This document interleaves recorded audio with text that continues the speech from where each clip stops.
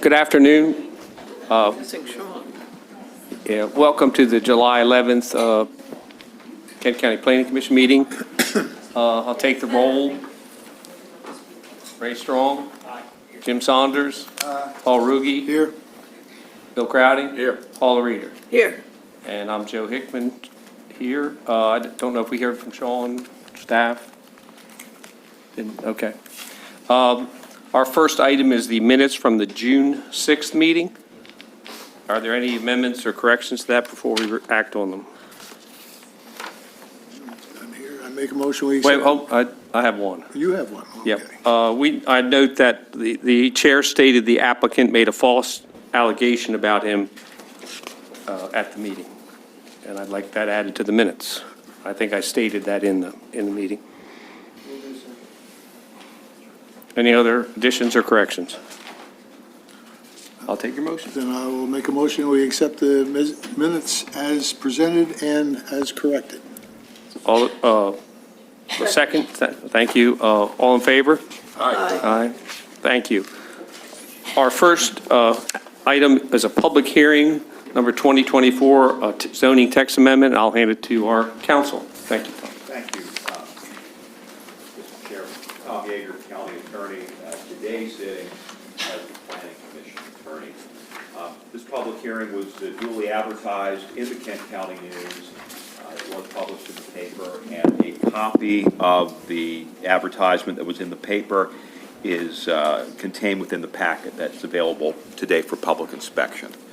So, Mr. Chair, you would be in the public hearing, take comment at the public hearing, and then you would close the public hearing, and if you wish to act on this with respect to your recommendation, you would do that after you close the public hearing. It's not listed twice as an agenda item, but my recommendation would be you take it up as your first item once you close the public hearing. Okay. So, do you have to, or you don't have, you're just referencing the application? Yeah. You didn't read it, okay. I guess we'll open the public hearing on the zoning text amendment presented by John Stolfus. Staff going to present anything, or we just, thank you.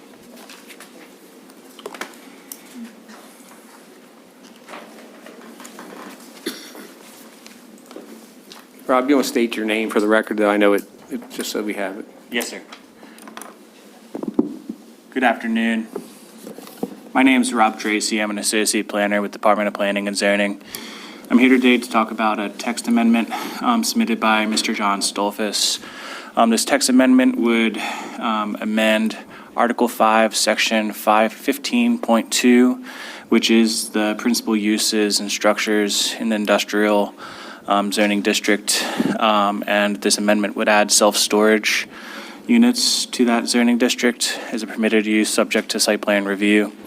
Self-storage centers are permitted use in other zoning districts, so this amendment would effectively add that use to the industrial zoning district, and the industrial zoning district, that use for storage containers or self-storage would be consistent with the overall mission of that zoning district. The public need for this would be to support local businesses, and so I believe it's consistent with the comprehensive plan and the land use ordinance. Staff recommends one minor change, and that would be in the commercial zoning district. It's under, the identical use is called mini storage. Mini self-storage, and we would just like to update that section so that the uses are consistent, the terminology, for that use is consistent throughout the land use ordinance. And I'm happy to answer any questions that you may have. Okay. Anyone on the commission have any questions for staff? Just one, anything that has to go in there that would be classified as a storage would come before the planning commission, is that correct? Yes, it's subject to site plan review. Because we're not talking about like storing tractor trailers or stuff like that. Does that fall under that as well? I think you could put a a tractor in one of those storage units, But but they're units, is enclosed units. is that's that what we call correct, them? yeah. Is there anyone in the public who would like to speak to this application? Seeing none, I can't, is there anyone online that would like to speak to this application? Okay, hearing none, we're back to the planning commission. Should we close or then go Why don't you close the public hearing? I take a motion to close the public hearing. So moved. Second? All in favor? Aye. Thank you. All right, now we go to Your recommendation. recommendation. Right, and that would be forwarded to the county commissioners, and they would have a public hearing, and then they would vote on the proposed text amendment. Okay. I think Bill made a comment. Any others that have interest? And then if not, I'll take a motion or motion to, on a recommendation to the commissioners. Have a question. This would probably be maybe more toward Bill, but do we have a definition of the mini storage and what self-storage is? And any regulations or, They are not defined terms, and from my point of view, generally you add definitions to limit things specifically, to sort of cut down and narrow use, so I don't think this requires a definition. well, my concern is you wind up with the self-storage units if they're large, which they could be. I mean, you could go down to Kent Narrows down there, you've got boat storage, boat hotel, you've got the U-Haul building. Is that what we're looking at for self-storage? There is actually in the, I believe it's in the permitted uses, there's a description that has some limitations on it, but it's not in the definitions. Maybe, should we have a definition then?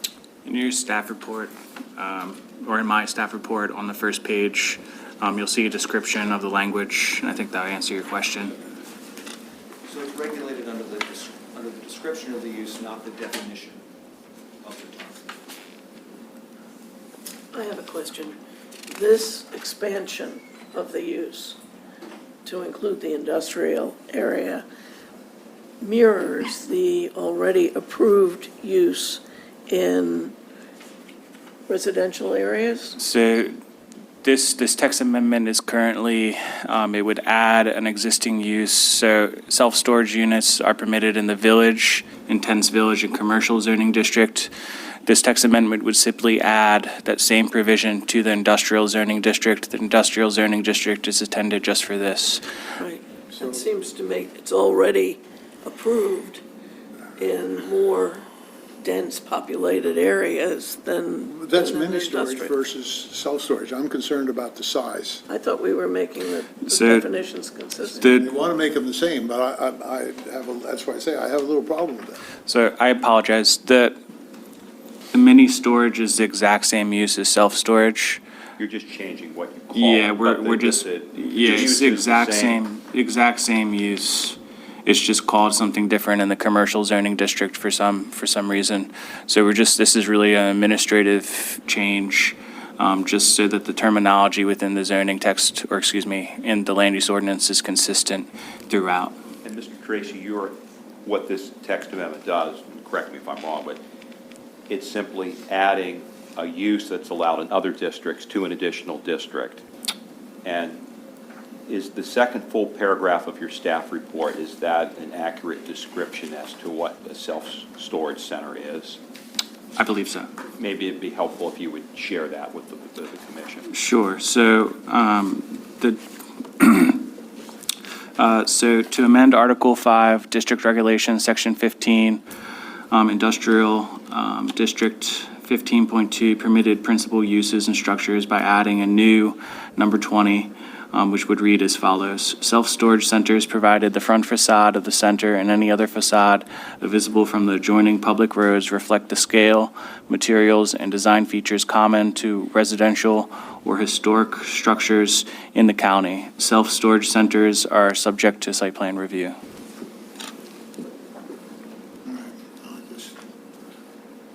Just have a concern with, that's all. And also on the fact that it's in the industrial area, which, how many jobs is a storage unit going to provide? Oops, not. I can't answer Well, I that think he question. I did state in apologize. there that they're assist small businesses that need storage space that can lease them reasonably if you're, shipping something constantly or something. It's not just personal use. No, I understand that. I'm just saying, it's just, we have very little industrial zone area in the county. And to tie it up with something that's not going to provide jobs or income for anybody, it just, I realize it's involved in other areas, but why, I just have a problem with it, that's all. I'm not saying I'm totally against it, but I just want to point out the fact that we have limited industrial area, and now you're going to have you'll have some mini storage with, like I say, it doesn't provide jobs, doesn't provide income, has very low tax base, and that's what you're building in our industrial area. And I don't think it's a very good move, but like I say, I'm not going to totally oppose it. It just seems like a poor idea. Thank you. Any other comments or questions? If not, I'll entertain a motion for a recommendation to the Board of County Commissioners. I move that the commission send a favorable recommendation on the zoning text amendment to the commissioners for their action. Just for clarification, would this be with the revisions that have been suggested by staff? Yes. Would you like me to amend my? If you could just state that for the record. I move that the commission send a favorable recommendation on the zoning text amendment as amended, as proposed by the staff, to the commissioners for their action. You have a motion and a second? Second. Thank you. Any discussion? Okay, I'll call the question. Ray Strong? Aye. Jim Saunders? Paul Ruge? I with reservation. That's an aye. Bill Crowdy? Aye. Paula Reeder? Aye. And I'll vote with the majority. So we will send a favorable recommendation to the Board of County Commissioners for this text amendment. Thank you, Rob. Thank you. Our next application is Morgan Road Solar LLC, major site plan. It's a preliminary review. And before we start, the staff, you come up, is that if anyone thinks they will want to testify on behalf of that, please, I think Beth, we have a sign-up sheet there, or we'll make sure everyone gets it, that's amazing. I don't think they've been treated any differently than any other industrial entity, tax-wise.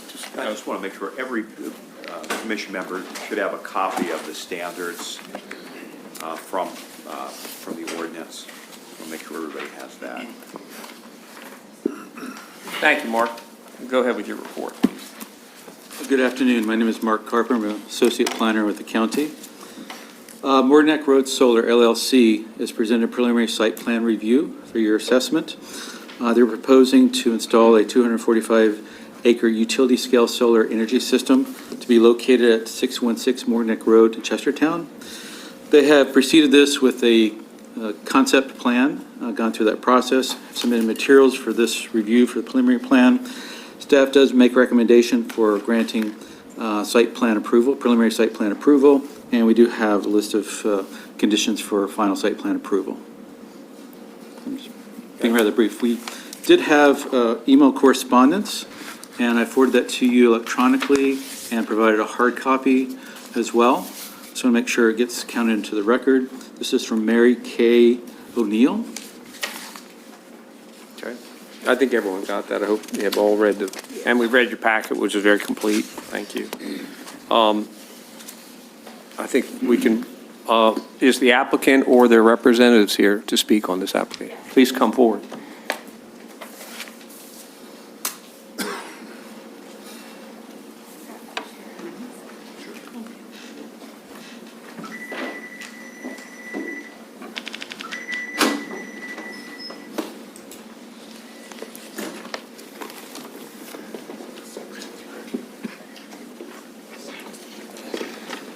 Thank you. Can you all state your name and address for the record? Sure, I'll start. Genevieve McFarland, I'm counsel. My address is Stevens Palmer, 114 West Water Street, Centerville, Maryland, 21617. Thank you.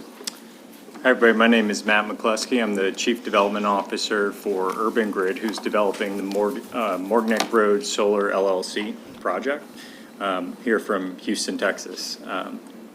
Good.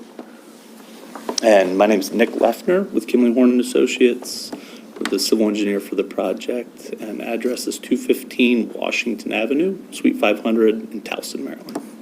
You're an attorney, right? So would the other two raise your right hands? Do you testify that the testimony you're about to give is the truth, the whole truth, and nothing but the truth? Yes. I do. Thank you. Go ahead. You make the presentation. If I may get started, again, Genevieve McFarland, I'm standing in for Mr. Stevens, who you've seen before you on this project. Unfortunately, he couldn't be here today. We're here asking for preliminary site plan approval pursuant to staff's recommendation. As you know, this project has a CPCN, which is a long and arduous process. It's been quite a long road to get here to this point. One of the conditions of the CPCN is substantial compliance with Kent County's site plan requirements. Mr. Leffner and Mr. McCluskey are going to give you a presentation to show you exactly how we are in compliance with Section 11 of the solar ordinance. So with that, I'll turn it over. Yeah. Hello, Commission. My name is Matt McCluskey, and like I said, I'm with Urban Grid and the Morgneck Road Solar LLC. Flew in late last night from Houston, Texas. I'm very happy there's AC in here because I do not have it back in Houston.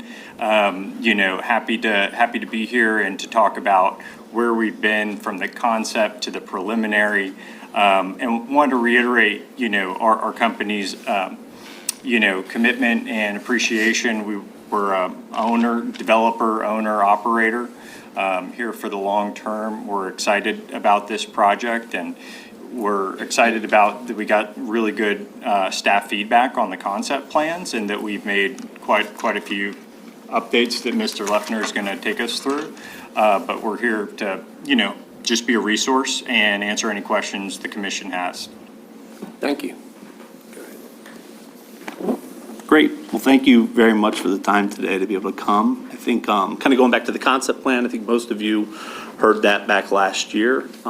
I'd say to kind of introduce myself, I'm Nick Leffner, working on the project team from an engineering landscape architecture standpoint.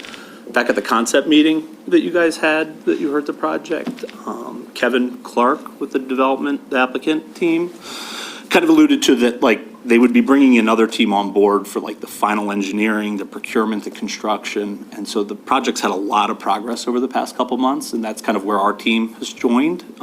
We're supported here with the EPC contractor that's actually engineering, planning to build, and then kind of deliver the project. So we've been really working hand in hand on the final design of the project. We've been able to incorporate that into the planning commission. So, we've worked kind of hand in hand with the previous team that was working on it. Mark, I know we've had meetings to kind of make sure that we hear all the questions and requests that were made during the concept review, that we can incorporate it into the preliminary site plan. So I hope I'll kind of walk through kind of some of the minor revisions that were done to kind of incorporate feedback that was received at concept to hopefully satisfy the requirements to allow you to approve it like Mark recommended in his staff report. So I don't know if there's a copy of the site plan. I do have one I can kind of hang up on a board, or if you can see it on the screen, okay? This, what you're referencing. Yeah, yep, just the preliminary site plan that was submitted. I believe all the commission members have. If not, there's, if you want, you don't have one with Anybody here does not have one, I can We've- hand you. We've got them. You good? Thank you. Everybody good? Great. I think we kind of addressed, where the project's located along Morgneck Road. It is kind of in various different zoning districts. Essentially, there's 4 areas essentially from a zoning district standpoint that affect the 3 properties that the project's proposed on.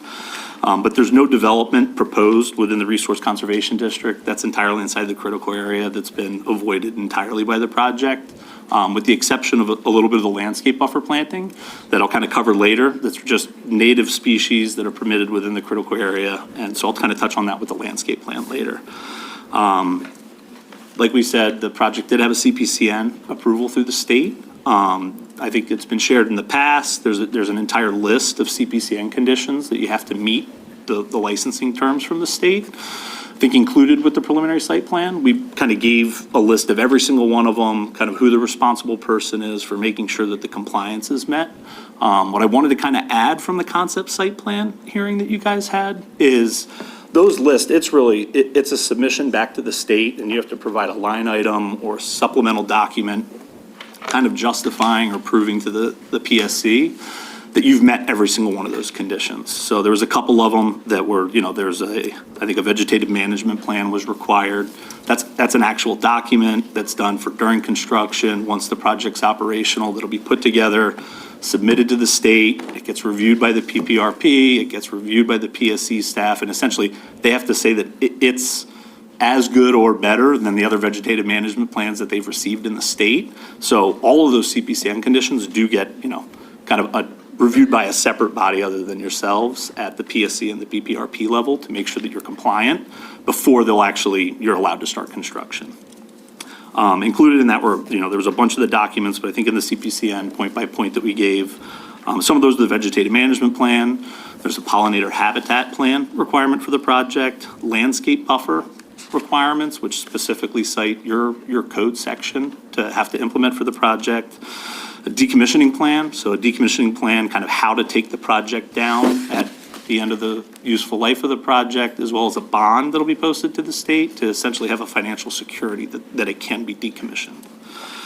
And then also one of those requirements, filings that we would plan to make is a copy of the final site plan, which once it's hopefully approved, we would submit to the PSC to say, hey, we've worked with the county staff, incorporated feedback from both the zoning office, Public Works, the Water and Soil Conservation District, and yourselves, to have an approved site plan to just show that we comply with the land use ordinance of Kent County. So I think going back to the concept plan, that was heard, and I think, though you don't vote, there was kind of a recommendation to proceed with the preliminary site plan. Since then, a preliminary site plan was submitted. It was reviewed by the TAC committee. Comments were provided with that. Comments were kind of responses to their point by point were included, and I think a copy of that letter also is included in your package, just to see some of the other departments, that we would likely plan to continue to work with during the final design of the project. But, I think all of them, we were able to provide a response and essentially include their requests in the package that you're reviewing today.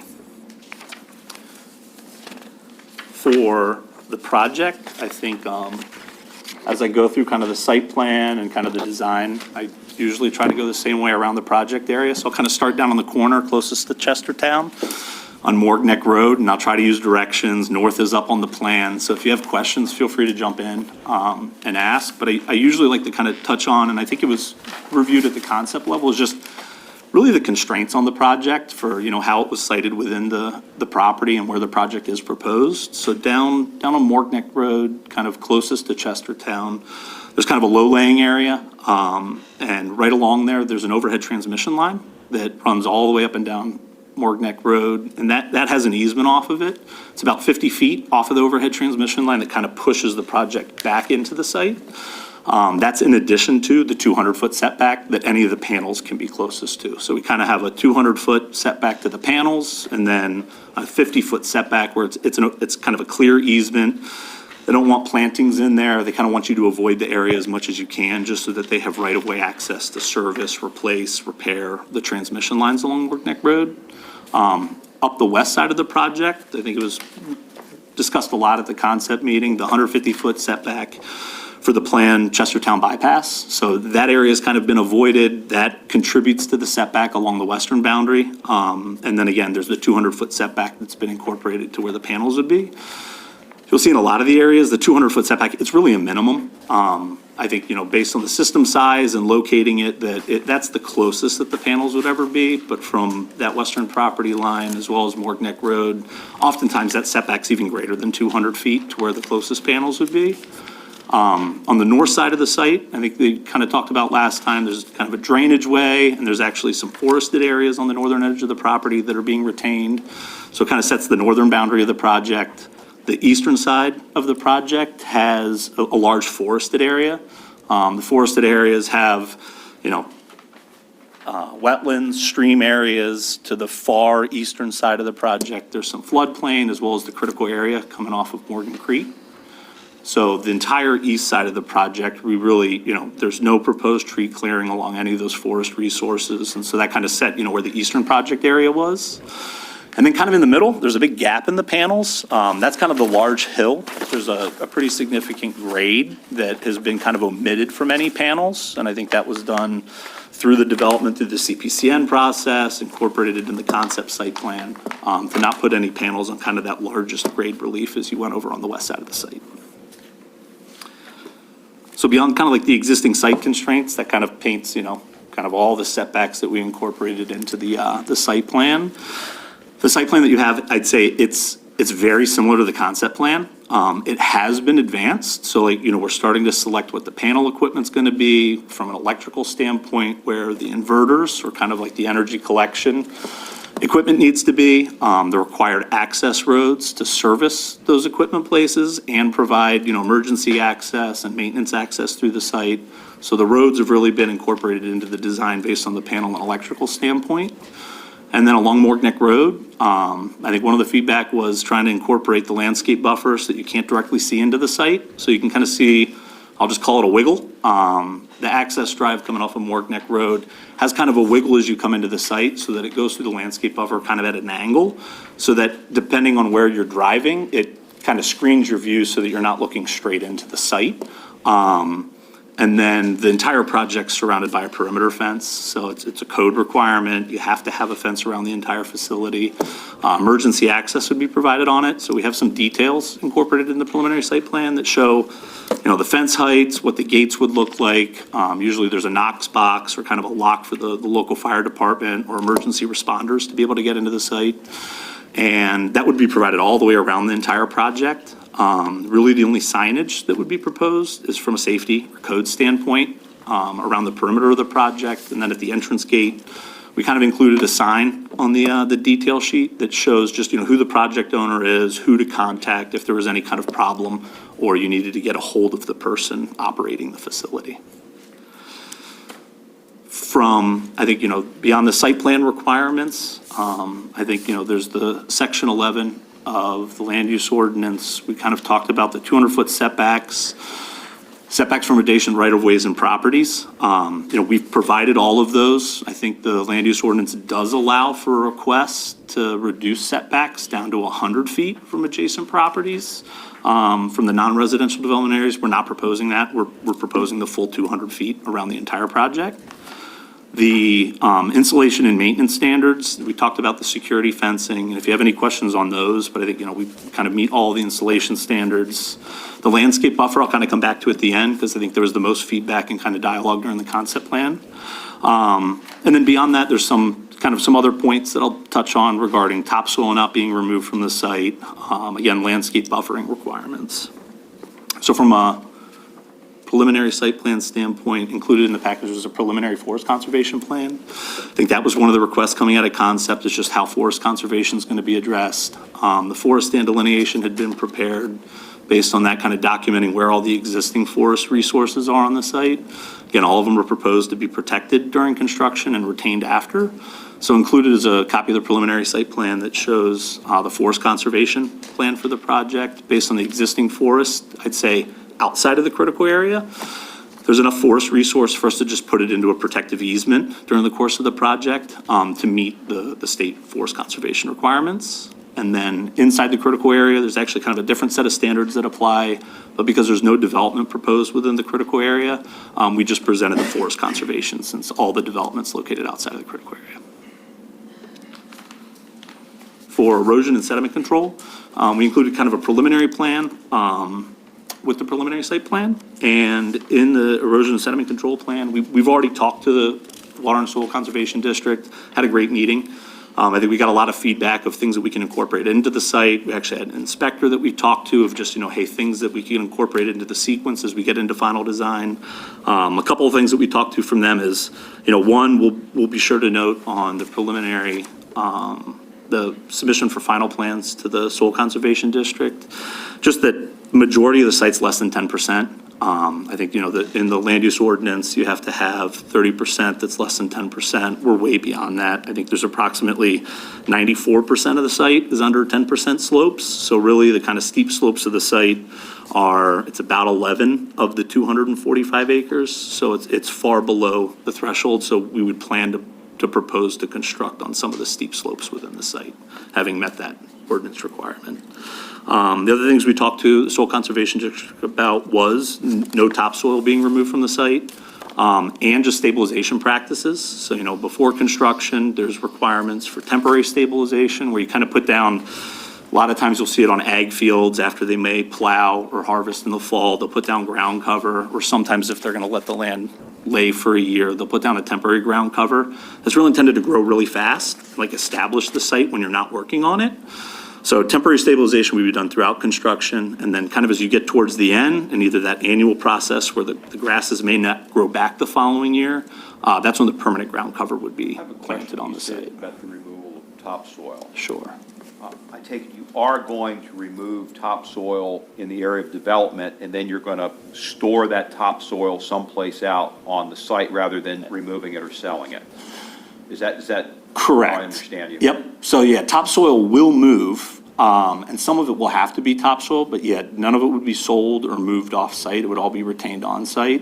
I think one of the examples I like to use is the access drives. You don't want to put pavement on top of topsoils just because it'll start to compact, it degrades over time. And so in order to construct a road properly, you have to strip topsoil, and you only want to use the soils below the topsoil or fill material to construct a roadway. So along all of the roads, the topsoil is going to be stripped, and it would either be stockpiled on site or it could just be spread across the balance of the site area to help support the vegetative growth. There are areas where there's grading proposed to support some of the racking. Those areas too, I think it kind of came up in the concept meeting of just where all the topsoil and where the stockpiling is done on site is areas that are proposed to grade. Usually you do remove that topsoil layer and you kind of temporarily stockpile it. Then you actually grade the dirt underneath it to the elevation you need to get to, and then you spread the topsoil back on top of it to support the vegetative growth. So during construction, you do see more stockpiling, but then it actually gets reused on site. The other stockpiles you would see are for the sediment control practices, where just you're taking dirt out to provide an area for sedimentation to be captured on site during construction, and then those areas can either be filled back in or kind of converted once you turn the project into the permanent condition. What about 20 years from Wait, now? are you finished? Because we've got plenty of questions, sure. I hate to, it's Tom started it. What do you? Yeah, I could go all I'm gonna day. let you finish. I'll try not to, but I'll hold any questions. No, if you're about at the finished, we conclusion can, of whatever the you would like to, presentation, finish your so. presentation, we'll go for it. either one's totally fine. I plan to touch on a couple more things and Well, then go ahead maybe and do that. questions We'll- then. yeah. Great, thanks. So yeah, that's kind of the sediment erosion control plan. Hoping for the recommendation and approval today. We plan to continue submitting engineering drawings to the Soil and Water Conservation District. Again, just based on the preliminary meeting we had, I think we were very much aligned with the sediment control that's presented on the preliminary site plan. Stormwater management, I think, is the other one that, again, after this, we would plan to continue to work with the Public Works Department for the final stormwater management design. We too had a call with them just about the entire project approach. We proposed non-rooftop disconnects, grass channels, potentially a submerged gravel wetland down in the area of the project collector substation. I think we were well aligned with them. It's the same practices that we've implemented. I've worked on probably close to 100 projects across the state at this point. They're very common stormwater practices, and I'd say there's really nothing unique about this project regarding the stormwater management design. And then for the landscape buffer plan, I think we've included kind of a little bit of a revision to the landscape. At the concept meeting, we discussed the landscape approach on kind of going around the site. On the western side of the site, a full 60-foot landscape buffer is proposed. In the ordinance, there's kind of a request where you could go down to 50 in some locations, but we have a full 60 feet landscape buffer provided everywhere around the site. Starting on the west side again, kind of down at that corner of Morkneck Road, closer to Chestertown, there's a 60-foot landscape buffer going up along where the future bypass is, similar to what was presented at the concept plan. The 150-foot setback from the adjacent property to support the future right-of-way to come down has been incorporated into the design. The landscape buffer, same as during the concept review, does overlap a little bit. So there's about 125, 130 feet from that western property boundary to where the landscape buffer would start. But the portion of the landscape buffer closest to that right-of-way would consist of the pollinator kind of ground cover mixes, and then the trees would start up, and then the fence located behind the trees closest to the panels. behind the fence line. I think one of the questions during the concept site plan is just how close to the panels, like how close can they be to the fence? There is code requirements for it, so the panels can't be any closer than 10 feet to the fence line. Most of the time, you want them located at least 16 to 20 feet, and honestly, typically 20 feet behind the fence line is like the bare minimum you'd want to do. Just from a maintenance standpoint, it's a lot easier for vehicles to get around the panels during construction. When mowing crews come out to the site to maintain the facility during operation, they're not getting real pinched in between the fence line and the panel, so it gives more room. So again, kind of as the panels get staggered, sometimes they're even further away than that 20 foot. The bare minimum would be 10. Typically, it's 20 feet between the fence and any panel. On the northern side of the site, there was I think last time there was a discussion about a break in the landscape buffer on the western property because there's some off-site drainage that flows through the site. We've proposed to actually extend a portion of the landscape buffer across that, and instead of kind of omitting it or like leaving a gap, instead use kind of a different type of plant material. So it'd be kind of plants that can tolerate having more moisture or like wetness in the soil on a more reoccurring basis to actually fill that in with some of the plantings.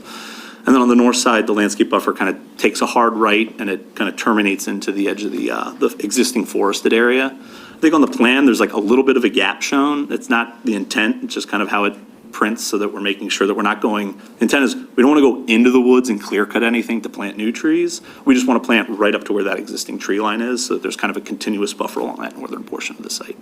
And then allowed in the land use ordinance, kind of around the balance of the northeast corner and then eastern side of the site. That's the portion where it's the existing forested area that'll be put into the conservation easement. So the existing forest that's already there today, it's going to be left alone. There won't be any clearing of it. And it'll be just put into a protective easement to serve as the kind of buffer coming off of the northeast and east sides of the site. Down on that southeast corner, there's a small section of the landscape buffer, again, I said would be put in the critical area. That's a portion too that would have a little bit different species proposed in it because we'd propose 100% native species within the critical area. Whereas when we kind of get closer to Morg Neck Road, that portion would meet the 90% native requirement in the land use ordinance. But just from there's some non-native species that just grow really well in the area. Sometimes they may even grow faster than some of the native materials. Some of them kind of call them semi-deciduous trees where they'll actually retain their leaves a little bit fuller throughout the year. So the planting buffer along Morg Neck Road is kind of the standard county landscape requirement. And similar to what was presented at the concept design, we don't propose a berm. And I figure we can talk through that a little bit more of just kind of reasons why we decided not to incorporate it. And instead what we incorporated along Morg Neck Road and a majority of the landscape buffer is really prioritizing trees over shrubs. Just the intent to establish the meadow ground cover. That's both a condition of the CPCN, it's referenced in the land use ordinance, and we want to like provide the pollinator mix around the site. That will grow up multiple feet when it matures. So rather than having kind of ground cover and shrubs kind of competing for space, we kind of went to more trees being incorporated into the buffer along Morg Neck Road. Good. That's it? Can be. Good.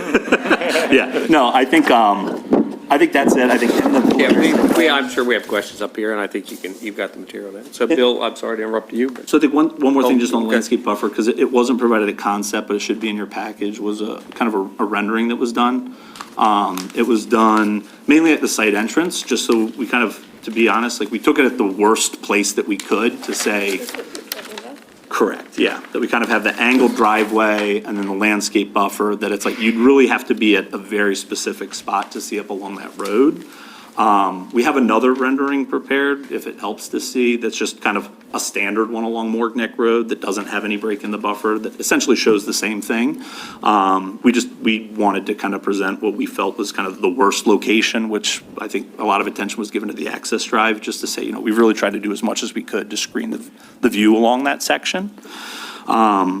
So there was the rendering, and then also in the package is a draft of the landscape agreement. So there's a maintenance and inspection agreement that's going to be required for the project to execute with the county. We'll post a security. So a draft has been provided to you, and we'd kind of expect to continue to work with staff to just make sure it's adequate prior to final approval.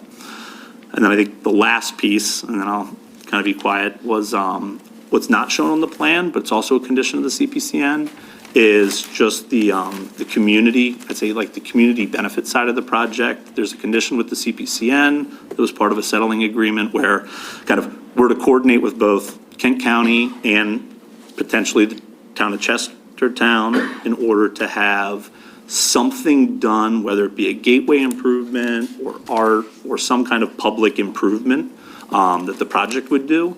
It's not reflected on the plan right now, but there's been outreach to, I'd say, various different groups that the applicant's been doing in order to set up some meetings, understand what would be kind of the preferred local improvement that could be incorporated into the plan. And we'd expect to reflect that on the final site plan.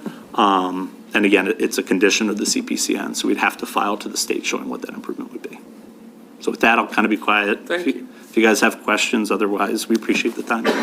Bill, go ahead. My one question, I got many questions, but the one I was going to ask, when you were talking about the removal of topsoil, you're not going to do any major grading for these panels in there? And the reason I'm asking is because there's one not 11 miles from here that has had massive grading, but they didn't remove any of the topsoil from the site. Yeah. And at some point, I'm assuming this is either going to be houses again, or it will be houses, or we'll be back to farmland again. And I mean, I just think that topsoil won't be removed from site is pretty ambiguous, let's say. I can't imagine that there's not going to be some major earth moving out here. With the amount, I mean, we're looking at, you're standing on the road, looking at this site, at one point, the panels, there's 50 foot of elevation difference. I just don't know how you can do that without some major earth moving out there. If I may, I know in the land use ordinance in section 11C, 3, it says existing topsoil shall not be removed from the site, so that's in compliance with the code provision. Yeah. I realize that, but I mean, the average person sit there and think, well, they're not going to do anything with the topsoil, you know? And we know you're going to be substantially altering this site.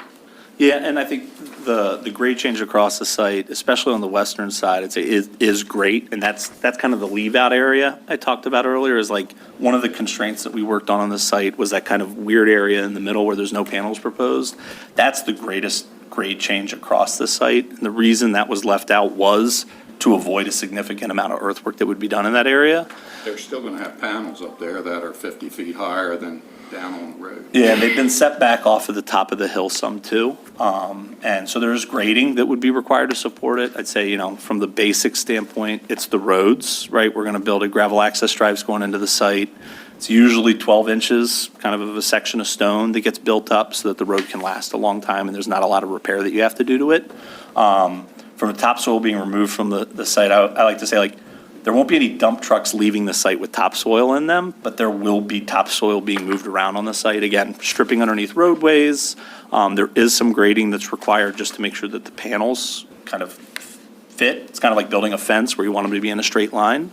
And then some of the other topsoiling I talked about, it's a sediment control portion too.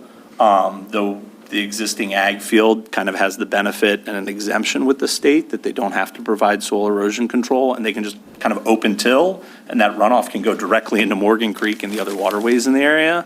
The project won't have that same benefit, so sediment controls will be implemented, both silt fence, a construction entrance to essentially keep all the sedimentation on site.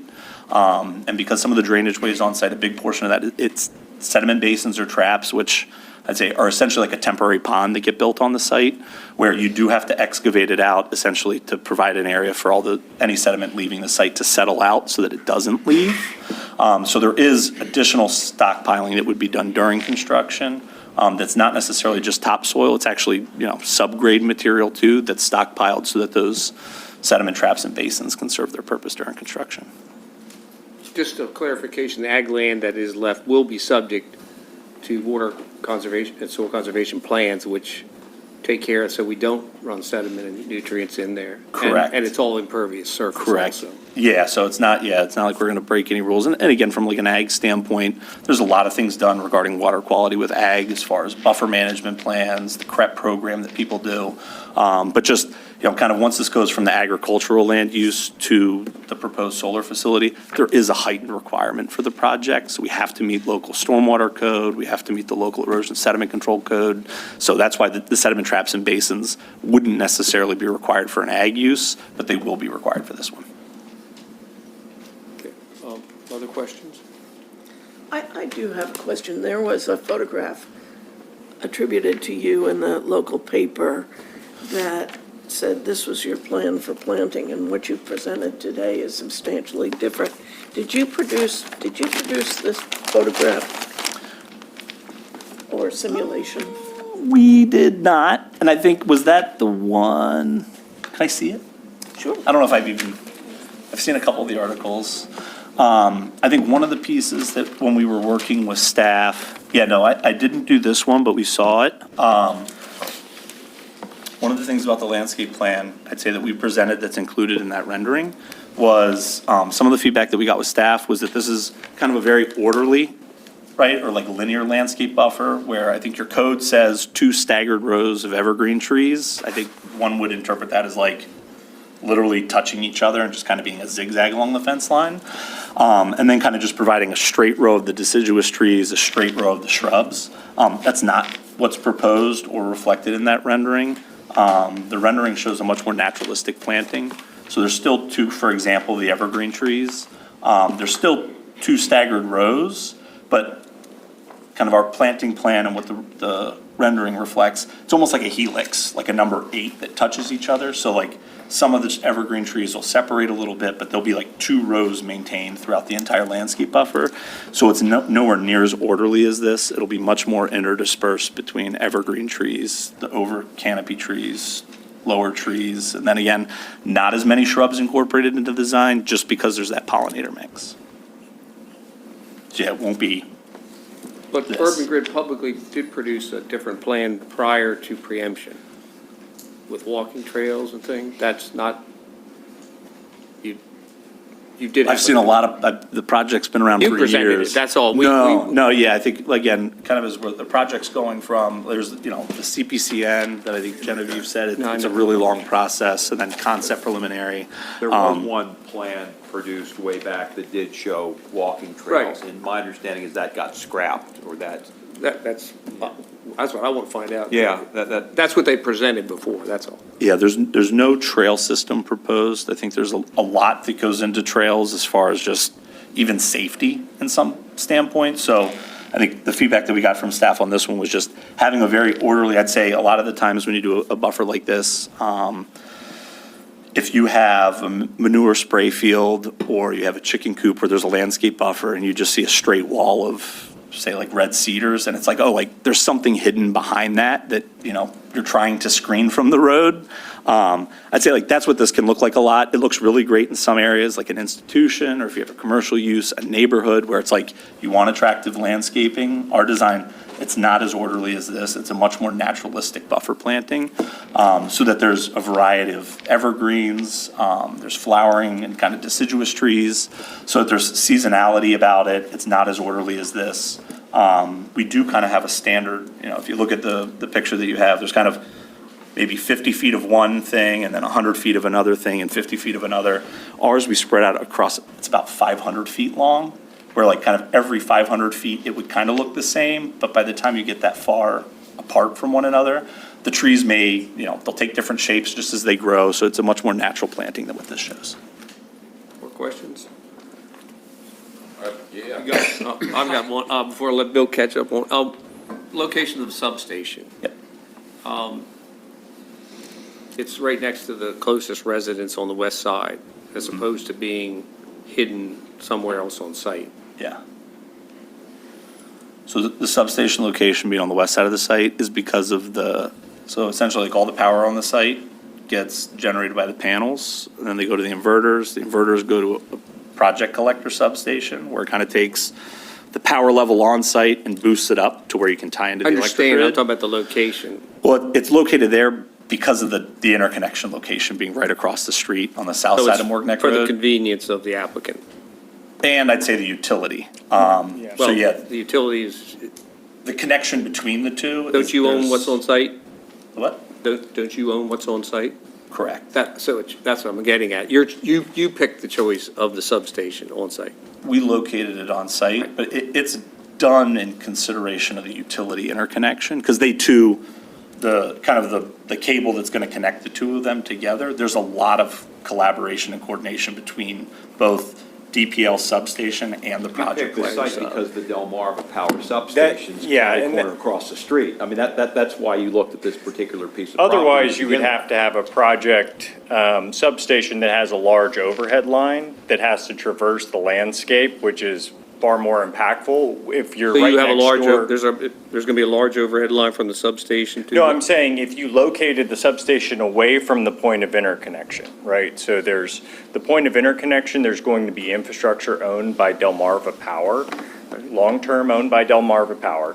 Wherever we put our substation, we're going to have to connect it with an overhead line. If it's a far distance away, you're going to see a large overhead transmission line going between. If it's located adjacent, there's just one slack span over into the existing substation, so it actually minimizes the overall higher voltage line that needs to be built across the site to plug into the interconnect grid. And I think in this case, because of the proximity of it being across the street, we're able to, I believe an underground connection will be allowed by DPL. Can you put that Okay. connection And that in the limit, ground? we know that that's a limit. There is a limit. For how far? A question why Yeah. there, it could have been, can it be 50 feet farther, 100 feet? Or you're telling me that it has to have an overhead line. We see them in other solar, No. they put them out in the middle. Usually they're not in the middle. Usually they're located along one of the sides just because it's a higher voltage line. I'm just saying, the choice was the applicant, Oh, that's yeah. all I'm asking. Yeah, in consideration of where the DPL substation, if the interconnection, if the substation was on the east side of the site, substation would have been on the east side of the site. If it was on the You north, move it further back it would up have the been on the hill. north. I think the closer that we move it to the hill, the higher it's gonna be. Oh. And so it does have overhead equipment, and so it's one of those that, a chicken and egg where, Move it down the hill. there's a location, and I think, locating it down in that corner, it's the lowest laying area of the site. It's kind of just upstream of where culvert crossing goes underneath the road. So it was located both from DPL standpoint, it is much lower as opposed to putting it on top of the hill. So hopefully that explains kind of the siting location. It's really driven by the interconnection location with DPL. Any other questions for Stan? Go ahead, Jim. I asked you said before, what is the benefits of Kent County? What is they getting out of all this? You told me you're gonna bring them numbers back. From the power, No, when this is done, what do Kent County gain behind it? I think there's a few things. What is, Increased tax revenue okay. would be one, and I'd say a substantial increase in tax revenue. The second is local jobs. I'd say both temporary during construction. There's site work contracting, and obviously there's, a procurement process that people follow. People have to be qualified. They have to have a large enough staff to be able to support the project. Having done a lot of projects on the Eastern Shore, I know there's local groups on the Eastern Shore that are able to support. And I'd say a lot of local businesses have grown because of the solar industry on the Eastern Shore. So jobs during construction and after construction. So they are maintained, panels have to be replaced, electrical equipment replaced. They are maintained, right? They'll be mowed frequently throughout the course of the year. So there's, local jobs that support the project. And I'd say just power resiliency. So, this isn't like a community solar project that you see a lot, in Kent County and other counties where the community solar project, I'd say, directly benefits the local community because they're the ones buying the power from the community energy project. This one's gonna be generated and it's gonna tie into the DPL grid. So it goes into the transmission lines, not necessarily the lines that go to your house. It may be purchased off-site, so it's not local person paying their electric bill to this project, but at the same time, it's still producing electric power that's going into the local grid that can be used by local people from a resiliency standpoint. So it's you're not purchasing the power directly, but at the same time, the grid's still benefiting from the power being produced. And from the reliability, too. It's going into Del Mar, right? And with what's going into Del Mar, and the household should benefit from it based on how much goes into Del Mar. In other words, the electric bill should be coming down. I don't know any electric bills that go down, but I would say it's being generated, and it's kind of weird to think about, but the solar projects, they kind of go backwards from an electrical standpoint. So that substation today takes high voltage power, steps it down to distribution power, and that's what goes to local homes and businesses. This project's gonna produce power, step it up to go into the transmission line, so it could go right back down and go out to local businesses. So like that, if you had a power outage or infrastructure issue, and I You don't don't- think the man from Houston wants to talk about Texas. I was gonna say, And most renewable energy in the country is in Texas. No, I have my family in a travel trailer outside of Houston on the west side. And you have so- more renewable energy than anyone in Yeah. Texas, so yeah. thanks for that. Okay, thanks. Question, landscaping. We don't have much here about trees. You Yeah. talk about trees, you talk about 10% non-native. Yep. We don't even know what they are. I mean, you don't have Yeah. species, we don't, it's a little vague about, it shows the distances and the widths, Yep. but the species are not, non-native, I didn't see what, the component was a list of ones that are available, not what you're going to use. Yeah, and so I think, from the plan, again, kind of like the landscape buffer plan is proposed for the full 60-foot width. It's proposed to meet all the planting heights, 10-foot spacing, 8-foot heights, 2.5-inch caliper trees, kind of the no berm, but then all the landscape just straight out of the land use ordinance. We have started to prepare the entire plant list for the whole project. Again, kind of breaking those three areas down where there's entirely native critical area plantings, the minimum 90%, it'll actually be a little bit higher than that, along the majority of Ward Neck Road, again, kind of prioritizing trees. And then the area down near the substation line where there'll be the interconnection done, that's one of the low-laying areas. And then the northwest corner of the site where the off-site waterway comes through, that's the other wet area, where just there'd be a little bit different species proposed because they survive better in those conditions. We have a preliminary plant list done, and we'd expect to do a full landscape plan with species, the number of trees that are being installed as part of the final site plan approval that'll be accompanied with that maintenance agreement that we would get approved by staff. You guys have- I just think the landscaping buffer, I think it's lacking, this is a major gateway to Chestertown. We've only got 3 of them, let's say. This is one of the major ones that fall off of 301. And when you're coming up that road, you could go out there tomorrow and plant 30-foot trees, and I am going to see this solar field. And I don't think, I think you're going to, number one, need a berm. I think the berm has to be higher than 3 feet. I think it's got to be something different than this right angle through there. I think it needs to really complement the town when you come in there and add something. I mean, I admit that what's out there now isn't great on these other buildings and sites, but we've got to start somewheres, and this is 300 and some acres. And I tell everybody that it just seems to me every time we have someone come in here with a landscaping plan or a buffer plan, it is the cheapest, unimaginative thing they can put out there. And I think at some point, we've got to stop that and start building these things up better. And every time we get something, it's the bare minimum. And it's been said here, it's the minimum of what you want. We've done what the minimum is. Well, let's try doing above it. I mean, this is a site that the town of Chestertown opposed, that the county commissioners representing the citizens of this county opposed. Took it to court and lost. I would think you would come in here with something a little better than this. You brought in one time a plan that showed these pathways and all, and now that's gone, and I I don't want to see something that you're promising maybe to some coalition that can be done 2 or 3 years from now. I want to see you come in here with something that you're going to do on the plan so that we can approve that, not something that may take place 3 years from now when your conversations are over with these groups. You know, you can put them on this plan right now. You've got a large site there, and you apparently had a plan for it at one time, and now it's gone. And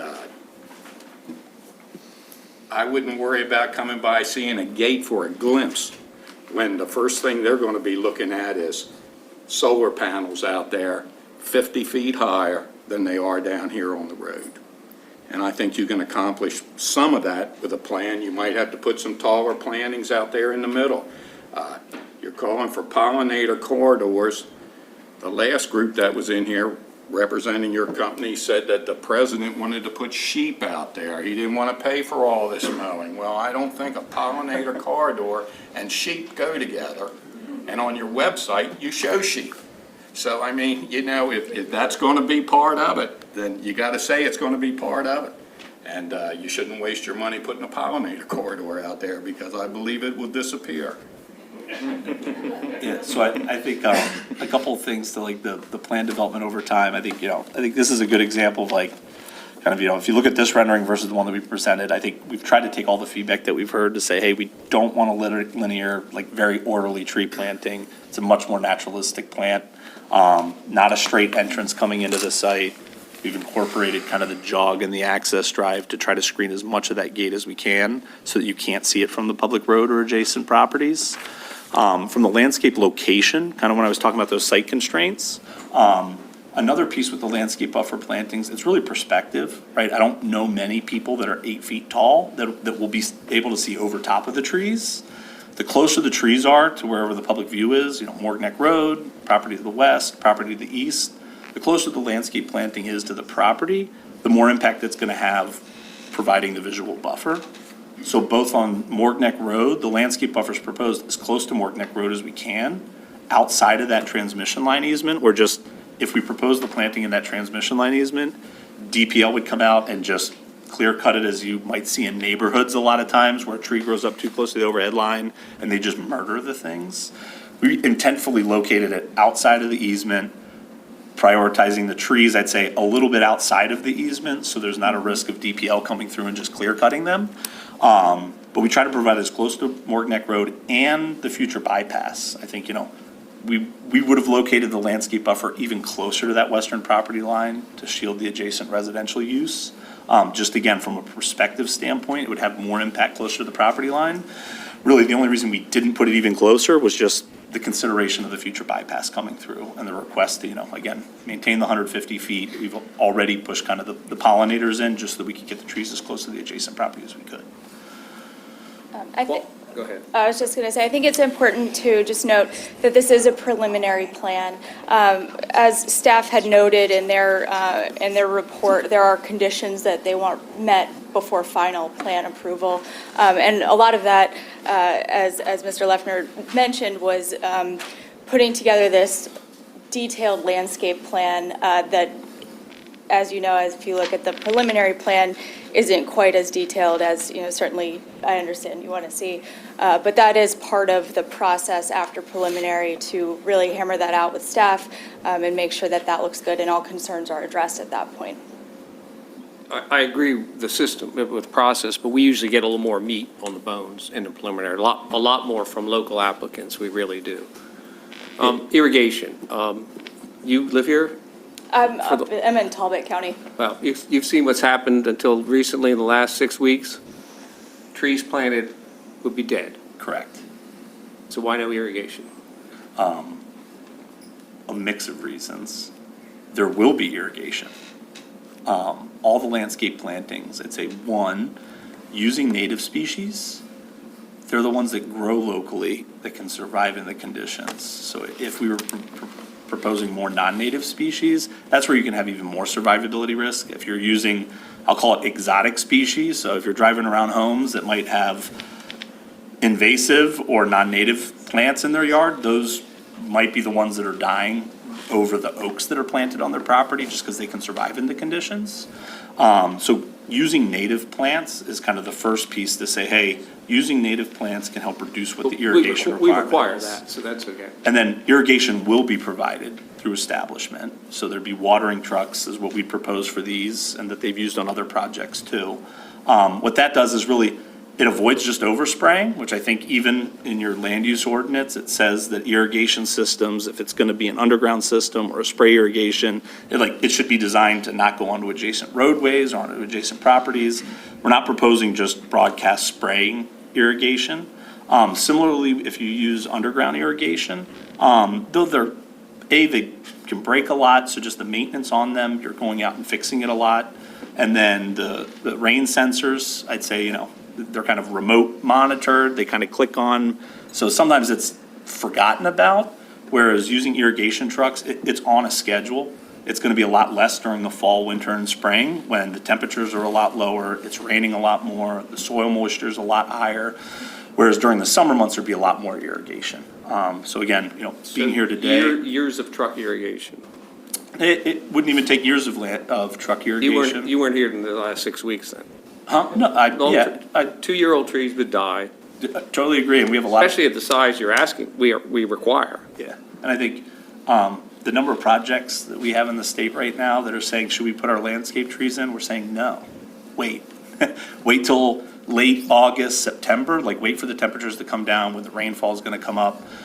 So don't put trees in July 4th weekend, because you're either gonna water them every single day, We or understand they're that. gonna die. We understand So, that. I'm talking about normal planting conditions. yeah, and I'd say normal weather conditions too. So during the summertime, they would be irrigated, but they'd also have potentially months of growing that they've had. They will be irrigated at the beginning, and it's not, 5 years of irrigation that you need to do for landscape. Most of the times, it's a year, maybe 2 years, where you're actually providing a lot more irrigation, especially during times of drought. Same with any kind of residential planting, or if you have a commercial site in it, they may put gator bags where there's people out there watering them all summer long, and then they're not doing anything. I'd say 3/4 of the year, there's no irrigation essentially even required, though they're still gonna go out there and make sure that they're irrigated. About the berm. That's, Let me ask one thing, just with you mentioned you have other areas around the state that you've done. Do you have any that are completed that you would mind sharing the address with, so that we could take a look at a finished product? There's a couple in Dorchester County. I mean, the reason I ask, I do travel a fair amount, so I would Oh, yeah. I would like to take a look at some of the finished product, Yeah. not dead product, stuff that you would be proud of, that we would like to see. I think there's a couple in Dorchester County that are completed, but it's a much different landscape buffer than this. Well, Going back to coming in with the cheapest landscape buffer, I would you bet mind this is the sharing most that expensive with one. Bill? Expensive one in Would you mind Maryland, getting, in the next day or so? Do you have would one in Queen Anne's County? Urban Grid has a project. Is that landscaping complete? I believe it's been installed, but it's still being maintained, so whether it be irrigated, replaced. Queen Anne's County too requires a maintenance agreement, so, once you plant it, you're not done. Some of the trees may die, they have to go back out and replace them within a period of time, so. I think that one has been planted, but it's in that maintenance period where they're going out there having to replace things, irrigate, so it's not done, it's just been installed. Yeah. Take that, but I would also, if you've got one, if got anywhere, would like to see a finished product. Yeah. Go ahead, Bill. I just, you've got to ask for the berm waiver to begin with, so, I don't know if anybody's even asked for that yet. And that's all for me for a while. Yeah. And I do agree with you on the berm too. You're gonna have a lot of soil that you're gonna move around. As you drive in Morgneck Road, that land is all flat. A berm certainly would elevate some of the plantings and different things, and would make more of an interest on what you see along the edge of the road rather than what's behind it. Yeah. So, Sure. Actually, Mr. McCluskey and I were talking about this beforehand, and he enlightened me as to a few impacts of having a berm, if you wanted to share those. Yeah, no, one of the concerns is the natural vegetative buffers actually promote biodiversity for providing food and shelter for various species. A berm, on the other hand, offers very little ecological benefit to, and can fragment the different habitats. So that's a concern. Berms can also alter the natural flow of water, potentially leading to increased runoff and drainage problems. This can exacerbate flooding, waterlogging, and soil compaction. Certainly the more you mess with how the water flows naturally, there's going to be changes that happen.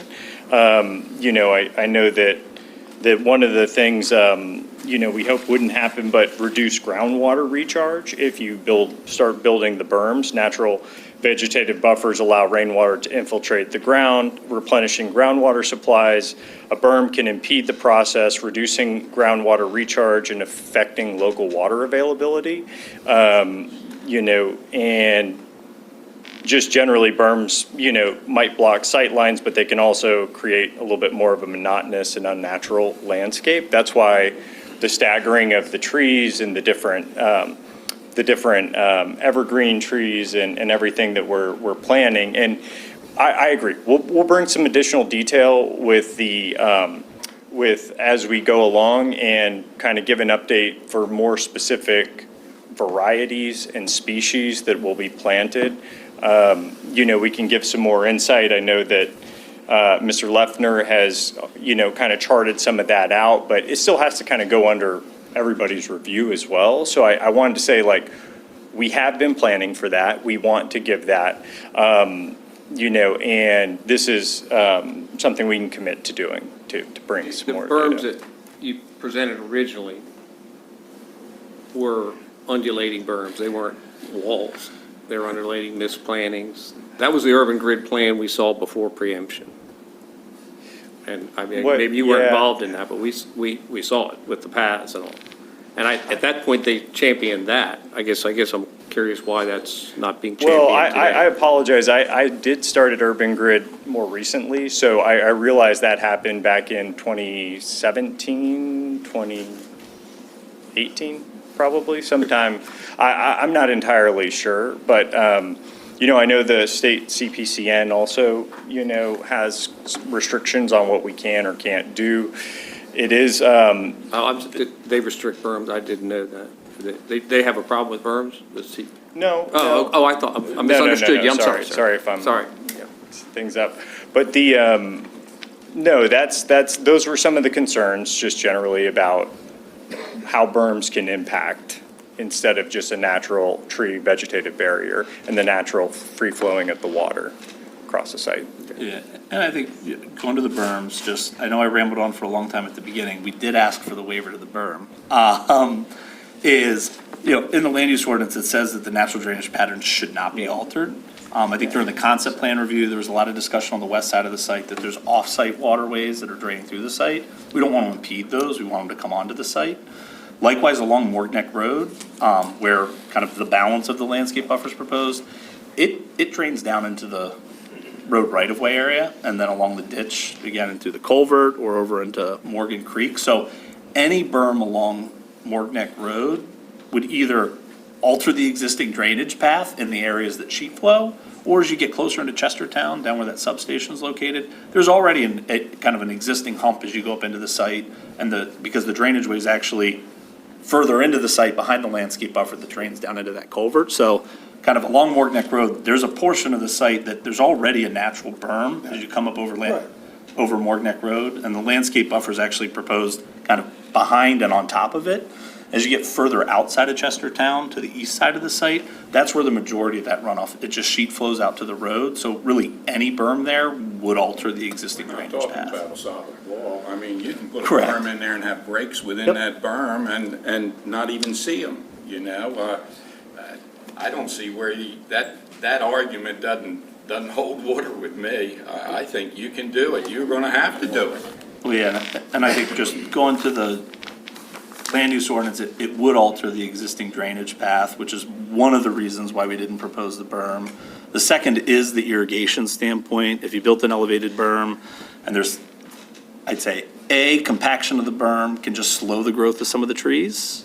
Two, if you're providing irrigation for the trees, it's kind of a, I'd say, in my opinion, over especially the long term, that you're gonna have more well-drained soils, that you may have longer term issues with irrigation of those trees, requiring longer water use to actually irrigate them, whereas not providing the berm, it provides the opportunity for the hundreds of feet of sheet flow that are gonna go down through that landscape buffer to just naturally irrigate the landscape buffer. You're talking about irrigation as if it's a crop field. We just people all over the country have trickle irrigation over trees, and they use very little water. You'd utilize the town system, which the town would appreciate some income from that, I'm sure. And I don't know why you say they're all computerized. You run them from your phone. Yeah. You trickle them, it's based on the weather, everything, it's automated. And I don't wanna speak for sorry. My point is, like Bill's, it's all engineering questions, not use questions. Yeah. I don't want to speak for the town, but there's some jurisdictions that won't let you use potable water to irrigate because you're not using it for drinking water. So there's more water being treated to serve a non-potable water use. So, using a town water hookup to support an irrigation, I don't think that's the best use of the town's potable water source. They'll charge you for it, don't worry. Oh, I know that, yeah, they charge you for it, but then again, from like a long-term standpoint where it's natural irrigation with rainfall. Well, if you're successful, that it gets turned off in 4 years. I mean, that's simple, you just turn it off. Correct, but I think being up on a berm where the soils would drain more is you're gonna need more of that potable or groundwater irrigation for the berm, whereas not having the berm, you're able to rely more so on just natural irrigation through rainfall. Have you looked into what the berm will cost if you went that route? I guess my question is, why are you digging your heels so much into not doing a berm? So of course you probably looked into the monetary value, I assume. Well, it's not just, yeah, I mean, there's a couple issues with just a berm in general, but it can pool up or turn the array into more of a swimming pool, right? If it kind of traps water in closer to the equipment, and it generally makes O&M operations and maintenance more dangerous if there's pooled water. I mean, we're producing electrons. You kind of don't want pooled water hanging out by where you produce electrons. So it is. And we've had members of our construction crew too, who had roughly 500 modules submerged with 3 combiner boxes because of a berm that was put into place. So we've seen like property damage as a result of it. The berm was put in wrong. Unless you're dealing with Puddles Engineering, you could do this job and drain this water around the berm. Yeah, and I think one of the requests actually made by the board during the concept was to try to minimize the amount of earth moving on the site. Building the berm would require even more. It would be a substantial amount of dirt to build a berm. 3 feet, even at that, from a planting standpoint, just from the size of the berm and what the berm would look like, is you also don't want to plant trees on steep slopes. They have a tendency to blow over. Their roots won't establish as well. So just the berm itself to get a height, you'd have to use a more gradual slope. So usually 25% slope, like a 4-to-1 grade, which is kind of steep, but it's pretty flat relatively. You'd want to keep the slope of the berm, so it'd be a wider, I don't want to say wide, narrow berm, but it'd be more gently sloped going up to achieve the height of the berm and then back down again. So it's a substantial amount of earth moving that you'd have to move in order to build that berm up, as opposed to just, making a hump of a berm, because then the landscape's really not going to survive on it, because it's also, I'd say, kind of a plantability issue. So it's going to have to be a really wide berm as opposed to just a steep hump. Joe, Yeah, go ahead. I have a different opinion about the berm situation. I'm not persuaded that berms are necessary to accomplish the purpose of shielding this installation from public view. I took a drive down from the Brickyard Road to the American Legion Road the other day.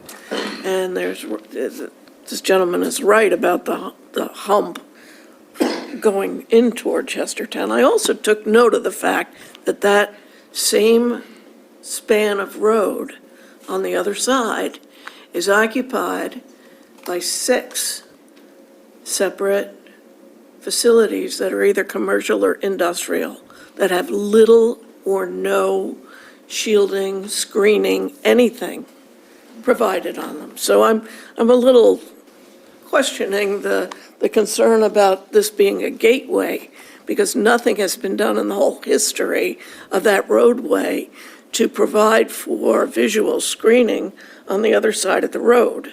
Gillespie and Sons. Yeah, Bramble. I drove that. There's the screening that's there, the two, Bramble and Gillespie, is de minimis. It's de minimis. It's nothing like what's being proposed to be done here. So my sense, They aren't putting 250 acres of solar panels in either. no, but they could, combined, they have over 250 acres of industrial lot used for the public utility, used for Bramble, used for the tractor company, used for the brickyard. So I'm sensing a certain amount of hypocrisy here in terms of the approach to this proposal versus the apparent desire to ignore conditions that are just across the road. Well, those plans were approved at different times by different boards. I understand. We have a very specific set of requirements for installation of solar field installations. Scale solar. And my sense is that if an applicant is prepared to meet those requirements, that setting additional requirements on top of that is outside of the sphere of our authority. If I could just comment, under D, it says a landscape berm shall be provided, it goes on, but then it says it may be waived.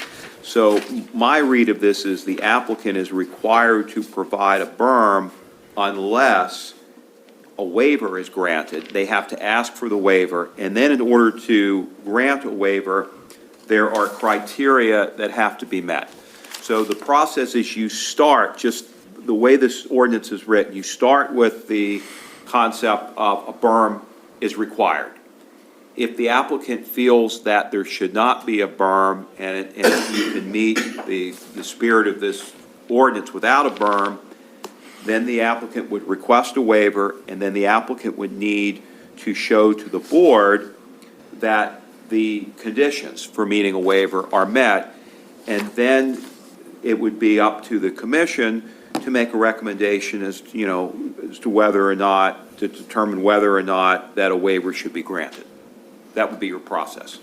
Would that happen before or after preliminary approval for a site plan is given? I think you have to do it before final approval. I would say this, that it would be helpful to the applicant if the applicant knew the direction that the commission was going in, because then the applicant can work accordingly. For example, if the applicant believes you're going in one direction and then they take action based on that, and then at the end of the process you say, no, you want to do something else, that causes the applicant to spend time on something that's not productive. But conversely, they presented a plan without a berm, without a waiver. Without. So that, your argument is. No, I understand. That's why I said is.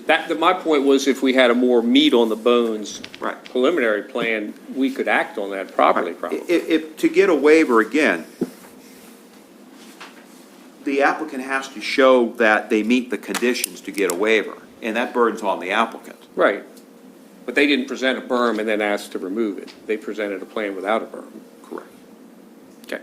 We need the public to, unless anyone's got any more questions, thank you for your comment. Jim, anything? Okay, I got the list here and I've got names, and if they're checked, I'll read all names in case someone, but the first one I have is Janet Christensen Lewis, and she indicated to speak. I've got everyone here, if you, at the end, come on, please. can you let the, you step back, and you'll hear testimony, you'll get to respond.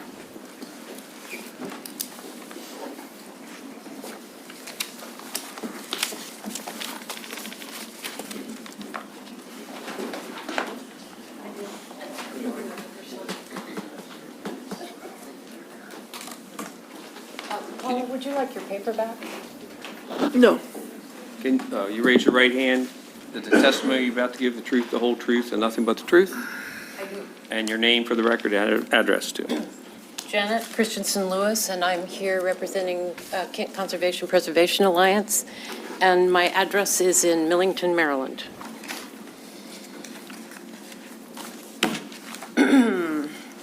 Urban Grid shopped around a master plan for their proposed Morgan Neck Road solar project in 2017. The project on over 250 acres of land designated as a growth area for Chestertown would mar the historic landscape, so they offered appeasement with an assortment of public amenities that you can see here, walking trails, etc. Can I have the next slide? This master plan disappeared during the Public Service Commission hearing, where preemption of Kent County zoning regulations was opposed by Kent County, Chestertown, and KCPA. The new plan was for screening only. All public amenities like access to Morgan Neck Creek and walking trails had been removed. Can I have the next slide? Urban Grid's landscape consultant presented a professional, if incomplete, overview with projected growth rates. However, he failed to provide a sight line of the view shed of the property's northeast elevation from 291 heading east towards Chestertown. The plan did show that even at 5 years and 15 years, the coverage of the solar panels was incomplete. And I have, if anyone wants to look at their plan, he did some other stuff that I don't have in the slide. If you want to look at it, I can loan it to you. Can I have the next slide? The next landscape screening for the project unveiled by the applicant ditched the previous landscape screening and did not even pretend to care about aesthetics nor provide any line-of-sight documentation. Next slide.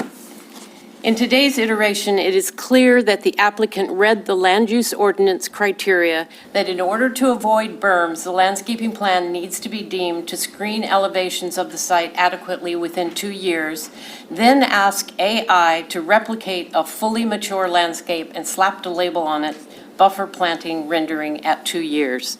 There is no data, there's no plant list, there's no spacing, there's no caliper, and again, no sight lines in the applicant's packet. They are asking the Planning Commission to participate in the delusion that this is possible. It is not as if the opposition to the landscape is a surprise. At the concept plan review, there was ample testimony for the company that there were community concerns about adequate screening for this project, covering a massive amount of land on a major roadway that is the gateway to historic Chestertown, and that getting appropriate screening could not be accomplished with trees and shrubs alone. They chose not to listen. Could I have the next slide? In the past, you've seen visual documentations of Bluegrass Solar in Queen Anne's County, which, by the way, has almost the exact same landscaping plan that we have here in Kent County. Bluegrass Solar is not on a gateway, so there's a little bit different screening there. But you can see that they didn't use berms, and you can see that there is a visual update on the screening that I got that shows you a comparison between 23 and 24. Can I have the next slide? And that there's very little change. The project is still visible more than 3.5 years after planting and will be for the foreseeable future. You can't plant around